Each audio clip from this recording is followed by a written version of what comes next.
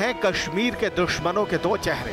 एक तरफ हैं वो आतंकी जो हाथों में AK-47 लेकर कश्मीर की खूबसूरत फिजा में बारूद की गंध खोलते हैं, और दूसरी ओर हैं वो पत्थरबाज जो हाथों में पत्थर लेकर अपने ही जवानों को जख्मी कर देते हैं। ये पत्थरबाज आज कश्मीर के लिए नासूर बन गए हैं। एक ऐसा नासूर जिसे जड़ से मिटाया भी नहीं जा सकता, क्योंकि आखिरकार ये भी तो कश्मीरी ही है। जैसे कश्मीर हिंदुस्तान का है, वैसे ही ये कश्मीरी भी तो हिंदुस्तानी है। कश्मीर के श्रीनगर से लेकर अनंतनाग और बांदीपुरा जैसे इलाकों से पत्थरबाजी की तस्वीरें सामने आ चुकी हैं। लेकिन आज जिन पत्थरबाजों को हम दिखाने जा रहे हैं वो कश्मीर नहीं बल्कि जम्मू में नजर आए। लेकिन बड़ा सवाल यह है कि आखिर जम्मू में पत्थरबाज कहां से आए? पत्थर फेंकने वालों का मकसद क्या है? इन पत्थरबाजों का सामना करने उतरे CRPF के बहादुर, और इस तनातनी में पत्थरबाजों पर बल प्रयोग किए बगैर उन्हें खदेड़ दिया गया। आखिर क्यों इन पत्थरबाजों पर ताकत का इस्तेमाल नहीं किया गया, और कैसे बिना ताकत के इस्तेमाल के ये पत्थरबाज 9-2-11 हो गए? जानने और समझने के लिए देखिए न्यूज़ नेशन की खास पेशकश, पत्थरबाजों को करारा जवाब।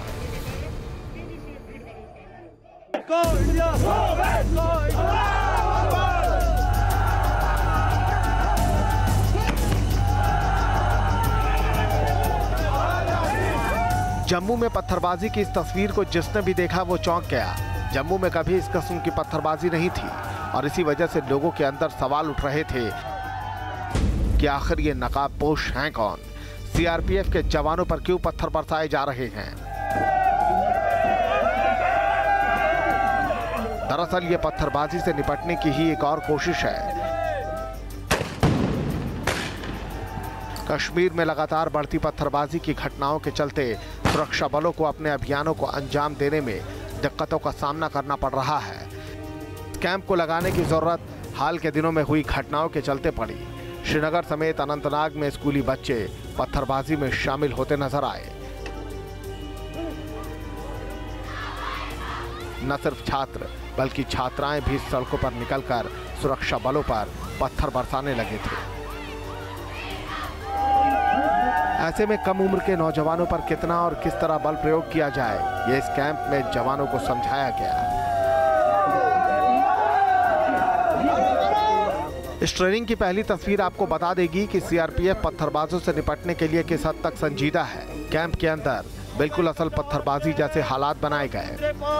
जो नवाटा चौक में रोज CRP का सहारा लेकर के वहाँ उनको जेल में डाल करके उनको तंग करना, आज उस पुलिस चौकी को वहाँ से उखाड़ करके उस पुलिस चौकी को फेंकना वहाँ से। जिन लोगों को बतौर पत्थरबाज दिखाया गया, उन्होंने ठीक उसी तरह नारे लगाए जैसे श्रीनगर की सड़कों पर पत्थरबाजी करने वाले नौजवान लगाते हैं। इनके हाथों में वैसे ही झंडे थे जैसे पत्थरबाज लहराते हैं, और ये उसी तरह हुजूम में निकले थे जैसे पत्थरबाज निकलते हैं।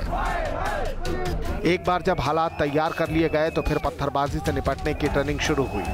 सामने आते ही डबी पत्थरबाजों ने पत्थर फेंकने से पहले रास्ते में कटीली तार डाल दिए और फिर आग लगा दी ताकि CRPF के जवान आगे न बढ़ पाए।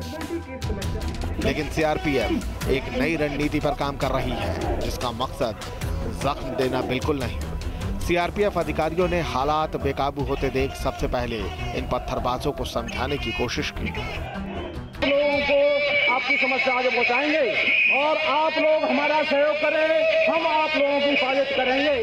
दरअसल इन पत्थरबाजों में बहुत से ऐसे नौजवान होते हैं जो गुमराह होकर यूं पत्थर फेंकना शुरू कर देते हैं।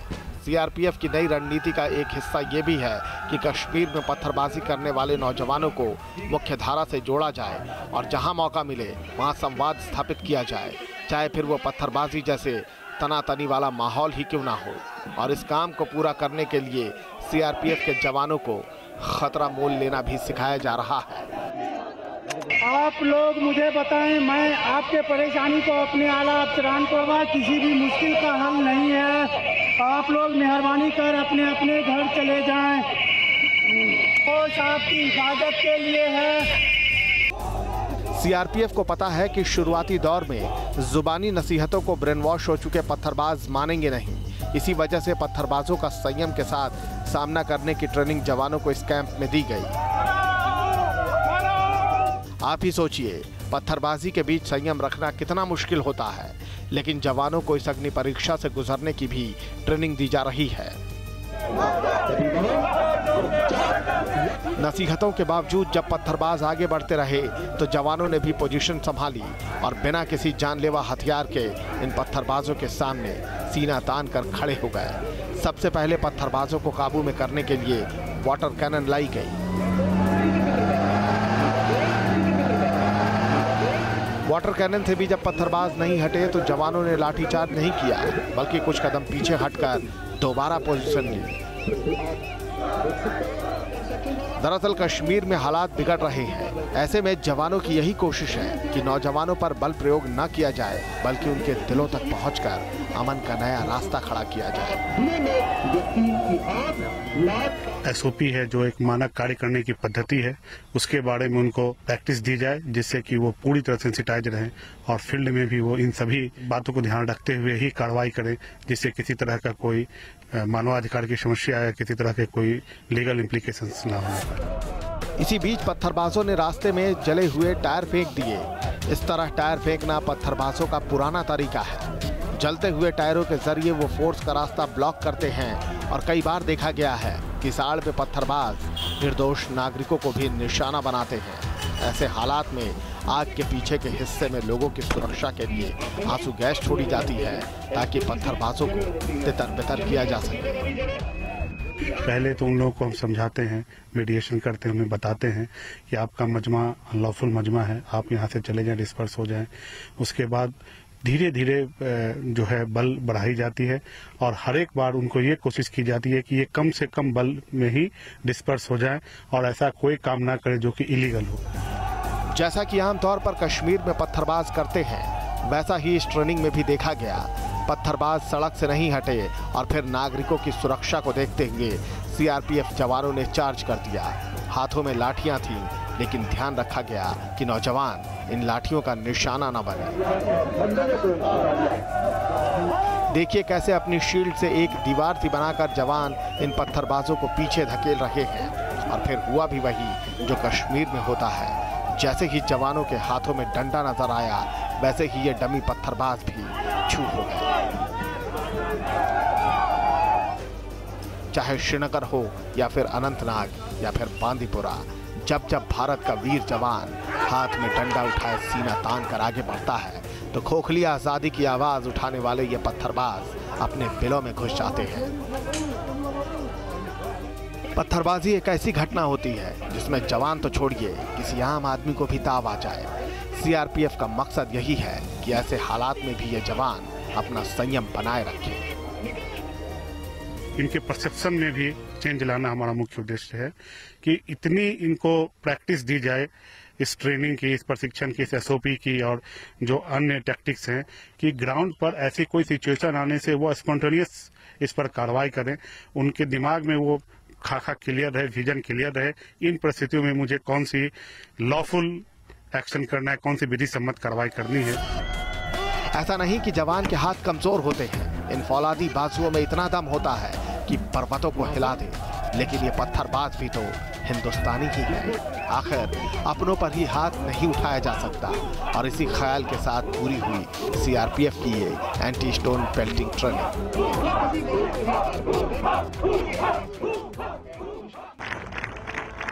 पत्थरबाजों से निपटने की ट्रेनिंग के साथ ही सीआरपीएफ इन जवानों को कड़ी फिजिकल ट्रेनिंग भी दे रही है, ताकि कश्मीर जैसे मुश्किल हालात में ये लंबे वक्त तक अपने फर्ज को अंजाम तक पहुंचा पाए। सीआरपीएफ के कमांडो की स्पेशल यूनिट को दी जा रही इस फिजिकल ट्रेनिंग का मकसद है कमांडोज को ऐसे हालात के लिए तैयार करना जब उनके हाथ ही हथियार बन जाए। सीआरपीएफ को आमतौर पर देश की सीमाओं के अंदर बैठे दुश्मनों से निपटने के लिए तैयार किया जाता है और इस खास ट्रेनिंग का मकसद भी इसी से जुड़ा है, जिसमें इन्हें मुश्किल हालातों से निपटने के साथ साथ भीड़ से निर्दोष लोगों की जान बचाना भी सिखाया जाता है। इन जवानों को मार्शल आर्ट की उस कड़ी ट्रेनिंग से भी गुजारा जा रहा है जहां भारी भरकम पत्थरों की टाइल्स को अपने हाथ से तोड़ने के साथ साथ हथियारों की गैर मौजूदगी में लड़ने का हुनर भी दिया जा रहा है। पूरे हमारे ट्रेनिंग्स का मुख्य मुद्दा यही है कि किसी भी कीमत पर आतंकवादी बच के ना जाए और किसी भी सिविलियन की जान माल की किसी तरह का कोई नुकसान ना हो। ट्रेनिंग के इस दौर में जवानों को उन हालातों से निपटने के लिए लोहा बनाया जा रहा है जहां देश की आन, बान और शान को बचाने के लिए इन्हें किसी भी तरह के एक्शन को लेने के लिए रोक दिया जाता है। खुद की जान की परवाह न करते हुए सिविलियंस को बचाने का जज्बा वाकई काबिले तारीफ है।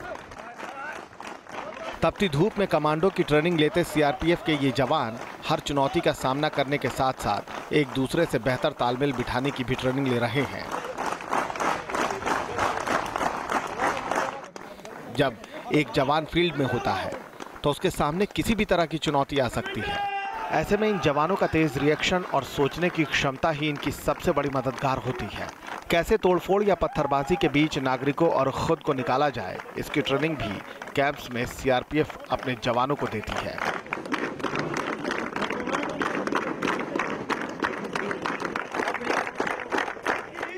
अब जरा सीआरपीएफ जवानों की ट्रेनिंग को देखिए, जहां कई तरह की रुकावटें इनके सामने रखी गई हैं, जिसमें माउंटेन क्लाइंबिंग से लेकर लॉन्ग और हाई जंप तक सब कुछ है। 10 फीट ऊंची दीवार को फांदना और रस्सी के सहारे एक जगह से दूसरी जगह पहुंचना इनके लिए बेहद आसान दिखता है। किसी आम इंसान के लिए इस किस्म की बाधाओं को पार करना तकरीबन नामुमकिन है, लेकिन मेहनत की आग में तपकर फौलाद बने जवानों के लिए मानो ये रोज का खेल है। बदन पर वर्दी पहने और दिल में देशभक्ति की लौ जलाए जब ये जवान मैदान में उतरते हैं तो आंखों में सिर्फ एक ही मकसद होता है, किसी भी कीमत पर ड्यूटी पूरी करना, चाहे उसके लिए जान ही क्यों ना चली जाए। कभी भी सिविलियन की लाइफ को हम आतंकवादी की लाइफ से तुलना नहीं कर सकते हैं। एक आतंकवादी अगर छुपा हुआ है और उसने अगर सिविलियन, एक दो सिविलियन है या किसी को उसने वहां पर बंधक बना रखा है, तो हम लोगों की पूरी कोशिश होगी कि पहले सिविलियन की लाइफ को बचाया जाए, उसके बाद ही किसी तरह का कोई एक्शन। ट्रेनिंग के दौरान इन्हें कई तरह की प्रैक्टिकल ड्रिल को पूरा करना होता है। उन्हीं में से एक है बिगड़े हुए हालातों को संभालते हुए पीछे हटना और स्पॉट कैप्चर करना। देखिए किस तरह ये जवान एक बख्तरबंद गाड़ी को ढाल बनाकर दुश्मनों का सामना करने की ट्रेनिंग ले रहे हैं, जिसमें सबसे जरूरी है आम लोगों की सुरक्षा करते हुए अपनी टीम को कवर करके ऑपरेशन को पूरा करना। कश्मीर घाटी में सेना और बीएसएफ के साथ ही साथ अब सीआरपीएफ की भूमिका भी अहम हो गई है और इसी वजह से अब जवानों को एडवांस हथियार और ट्रेनिंग दी जा रही है ताकि आंतरिक सुरक्षा की जिम्मेदारी उठाए ये जवान आतंकियों और पत्थरबाजों से निपट सकें।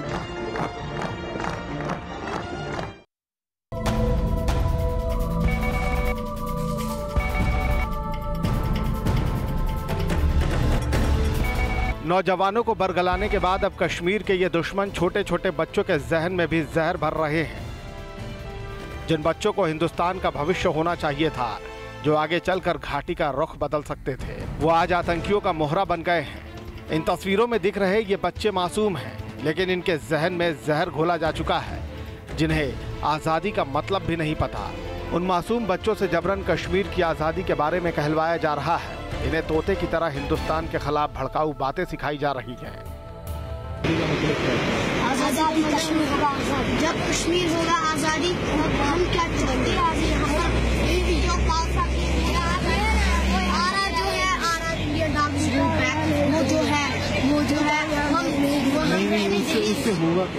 वो मारते हैं ना हमारी फौज को।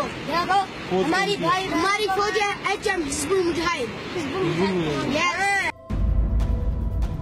इन बच्चों की तस्वीर तो हम आपको नहीं दिखा सकते, लेकिन इनके बोल से आप इतना तो जरूर समझ गए होंगे कि आतंकी इन बच्चों की मदद से जन्नत को किस कदर जहन्नुम बनाने की नापाक कोशिश कर रहे हैं। औरत का इनकाउंटर देखा आपने? औरत ने उसमें www.aura.com लगा, देखो फिर क्या हुआ था वहाँ। बच्चों के साथ ये बातचीत श्रीनगर में आए किसी टूरिस्ट ने तैयार की है। इसमें टूरिस्ट बच्चों से अलग अलग मुद्दों पर सवाल पूछता नजर आया और हर जवाब में ये बच्चे हिंदुस्तान के खिलाफ जहर उगलते दिखाई दिए। तो मतलब ये इलेक्शन सिलेक्शन नहीं होना चाहिए। जो इलेक्शन है ना, जो जब भारत जीतता है वो बनाता है, वो है ना नहीं मानता।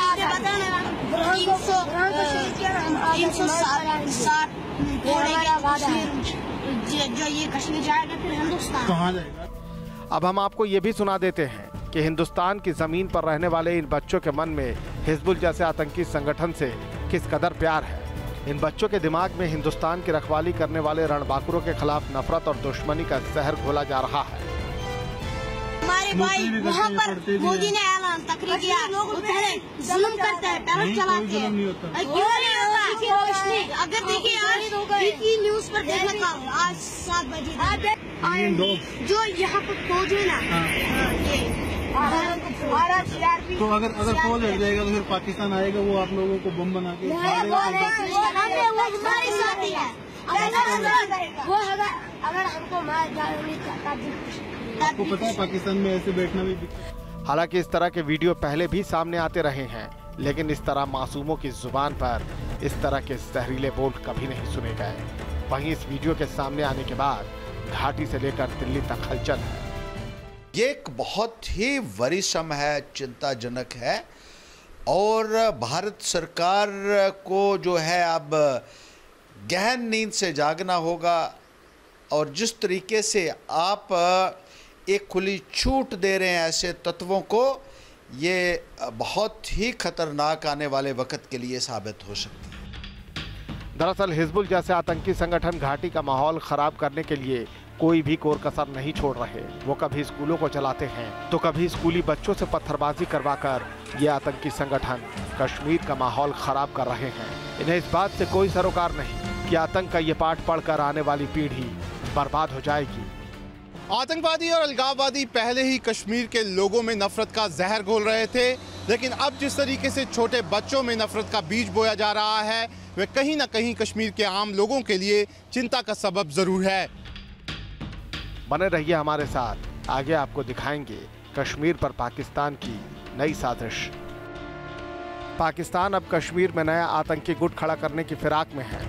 पाकिस्तान अब हिजबुल मुजाहिदीन की जगह आतंकियों की नई खेप खड़ा करने की फिराक में है। इंटेलिजेंस सूत्रों की माने तो पाकिस्तान की इस नई साजिश के पीछे वजह है हिजबुल का पूर्व कमांडर जाकिर मूसा। जाकिर मूसा ने पिछले ही हफ्ते एक ऑडियो जारी कर सीधे हुर्रियत को धमकाया था। जो बयान दिया है कि हमारी जो कश्मीर में जो स्ट्रगल चल रही है ये कोई इस्लामिक स्ट्रगल नहीं है, ये पॉलिटिकल स्ट्रगल है उनके कहने के मुताबिक।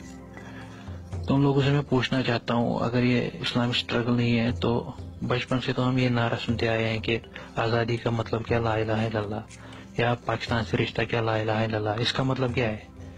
अगर ये आपकी ये सियासी स्ट्रगल है, पॉलिटिकल स्ट्रगल है, तो आज तक आप इस सियासत के लिए मस्जिदों का इस्तेमाल क्यों करते आए हो? आप लोग तो मस्जिदों में मेंबर पे खड़े होके फिर अपनी ये सियासत चला रहे हो, फिर कहीं पे सड़क पे बैठ के धरना दे के ये सियासत चलाओ। मस्जिदों का इस्तेमाल क्यों कर रहे हो आप, अगर ये इस्लामिक स्ट्रगल नहीं है? जाकिर मूसा ने सीधे सीधे हुर्रियत को एक्सपोज कर दिया था और ये भी साफ कर दिया था कि हिजबुल अब मजहबी कट्टरपंथ के जरिए कश्मीर में आतंक की आग भड़काएगा। खबरें ऐसी भी आ रही हैं कि जाकिर मूसा ने अब अलकायदा से हाथ मिला लिया है और अलकायदा के इशारों पर वो इस्लामिक रिपब्लिक शरिया ग्रुप नाम का एक नया आतंकी संगठन खड़ा कर रहा है। बुरहान वानी की मौत के बाद जाकिर मूसा ने हिजबुल की कमान संभाली थी। हिजबुल में अधिकतर स्थानीय आतंकी शामिल हैं और बहुत मुमकिन है कि मूसा के अलग हो जाने के बाद यह आतंकी भी हुर्रियत से अलग होकर मूसा के साथ जुड़े। इसी वजह से पाकिस्तान अब नया आतंकी गुट खड़ा करना चाहता है, एक ऐसा गुट जो पाकिस्तान के टुकड़ों पर पले, जो पाकिस्तान के इशारे पर चले और पाकिस्तान के कहने पर आतंकी वारदातों को अंजाम दे। वो मिलिटेंसी को JNK में पैसा भी दे रहे हैं, हथियार भी दे रहे हैं, एम्यूनिशन भी और जिहादिस्ट भी दे रहे हैं। इनकी ट्रेनिंग भी वही पाकिस्तान से होती है। अब तो सामने आ गया कि हुर्रियत के लीडर्स को भी ये फंडिंग करते हैं, तो जो स्टोन पेल्टिंग वगैरह सब बच्चों से पैसे दे के करवाई जाती है। तो पाकिस्तान के लिए ये नई रेज करना कोई नई बात नहीं होगी। पाकिस्तान तो ये काम 1988 से लगा हुआ करने। पाकिस्तान की नए आतंकी गुट की साजिश की एक और बड़ी वजह है सेना के अफसर उमर फैयाज का कत्ल। उमर के कत्ल के बाद से कश्मीरी आवाम के अंदर पाकिस्तान और उसके प्यादों के लिए गुस्सा पल रहा है। शायद कश्मीरियों को इसका इल्म ही नहीं था कि आतंकी अपने नापाक मंसूबों को पूरा करने के लिए कश्मीरियों को ही निशाना बनाने लगेंगे। यानी अब कश्मीरियत के सामने पाकिस्तान और आतंक के असली चेहरों का पर्दाफाश हो चुका है।